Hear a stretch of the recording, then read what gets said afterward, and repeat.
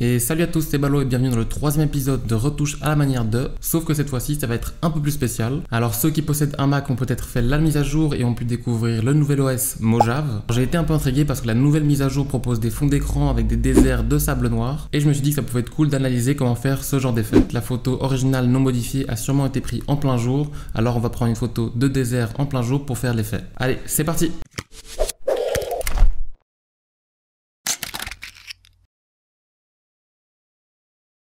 Ok, on se retrouve alors dans Photoshop et ça va aller très vite.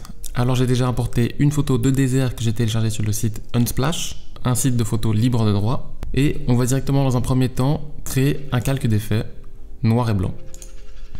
Alors ici on va juste passer la photo en noir et blanc et on va directement pousser dans les rouges pour foncer le sable. Alors là quand on descend, il ne faut pas qu'on descende trop non plus, sinon on va détruire la qualité de la photo. Donc je descends un petit peu dans les jaunes également. Voilà, sans abuser. Et là, on a déjà un bel effet de sable noir. Maintenant qu'on est en noir et blanc, on va redonner une petite touche un peu bleutée à cette photo. Alors on va aller dans Calque, Calque de réglage, courbe de transfert de dégradé. Alors ici, on a un nouveau calque de courbe transfert de dégradé. On va aller dans Propriétés, cliquer sur le dégradé.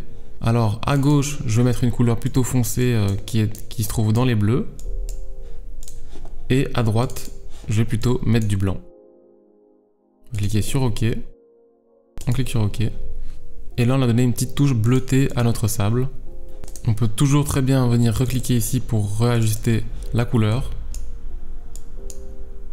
Il faut rester relativement foncé dans les bleus quand même. Donc moi, je vais rester comme ceci. Ok. Ensuite, je vais créer un calque teinte saturation. Je vais augmenter légèrement la saturation à 10. Et on peut très bien ici venir régler encore sa couleur. Bon, moi je vais laisser à 0. Et maintenant, le petit détail pour tout changer, on va devoir changer ce ciel qui est un ciel de journée pour un ciel de nuit. Donc moi je vais importer une photo avec un ciel étoilé. J'ai importé cette photo dans mon fichier et je vais utiliser ce ciel pour remplacer l'ancien qui est un ciel de journée. Alors dans un premier temps, je vais prendre mon outil plume et je vais venir retracer une belle courbe pour détourer ce ciel. Je vais même mordre un petit peu dans le sable.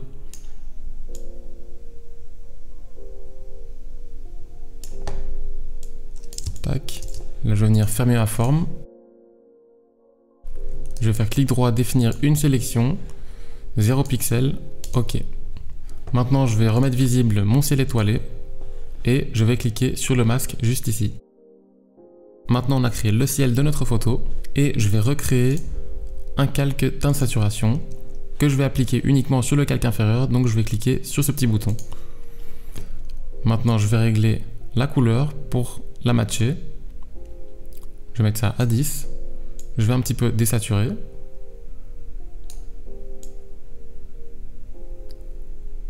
Voilà, je vais mettre moins 17, moins 10 et 10. Alors maintenant, pour accentuer l'effet qu'on peut retrouver sur la photo originale de Mojave, on va augmenter les highlights.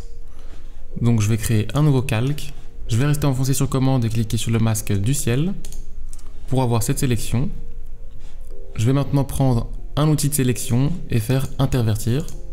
Pour sélectionner uniquement le désert, je vais prendre mon pinceau, prendre la couleur blanche ici, augmenter la taille de mon pinceau et ici avec mon pinceau je vais légèrement augmenter les highlights. Je vais peindre de loin pour que l'effet s'estompe bien. Commande D ou CTRL D pour désélectionner et je vais pouvoir diminuer mon effet si je le souhaite dans les opacités du calque. Je vais faire pareil juste ici, je vais reprendre ma courbe, tac, approximativement. Hop. Je vais venir fermer ma forme, définir une sélection, et pareil, je vais venir retravailler un peu l'highlight avec du blanc, vraiment légèrement. Je peux toujours avec la gomme venir effacer si j'en ai trop fait. Et je peux même faire ça aussi également ici, dans le creux, où on voit que c'est plus clair.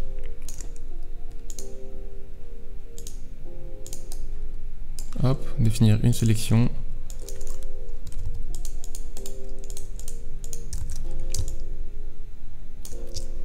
peut même venir encore rajouter une couche juste ici. Bon après faut pas trop en faire non plus. Là j'exagère un petit peu, mais on pourra toujours régler ça par après.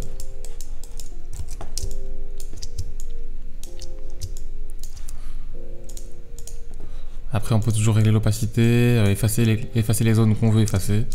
Par exemple ici je pense que c'est pas nécessaire. Ça va être plus juste comme ça. Pareil ici, on peut doser avec sa gomme. Maintenant on va éclaircir légèrement le bas du ciel. Je vais créer un nouveau calque, rester en fonction sur commande ou contrôle pour sélectionner mon ciel ici. Je clique, je me mets sur le nouveau calque. Je vais venir prendre avec la pipette un bleu ici, légèrement clair. Je vais prendre le pinceau, prendre un gros brush et je vais venir peindre ici le bas de mon ciel. Commande D pour désélectionner. Je règle mon opacité. Et voilà. On a notre désert de sable noir, plus ou moins. Après là, on a fait l'effet vraiment en 5 minutes. Donc je vous invite à prendre votre temps et à travailler les détails pour que ça donne un meilleur résultat. Et voilà, l'épisode 3 de Retouche à la manière de est déjà terminé. Si vous avez des suggestions, n'hésitez surtout pas à les inscrire dans les commentaires. N'oubliez pas de liker la vidéo si elle vous a plu. Et moi je vous dis à bientôt. Ciao!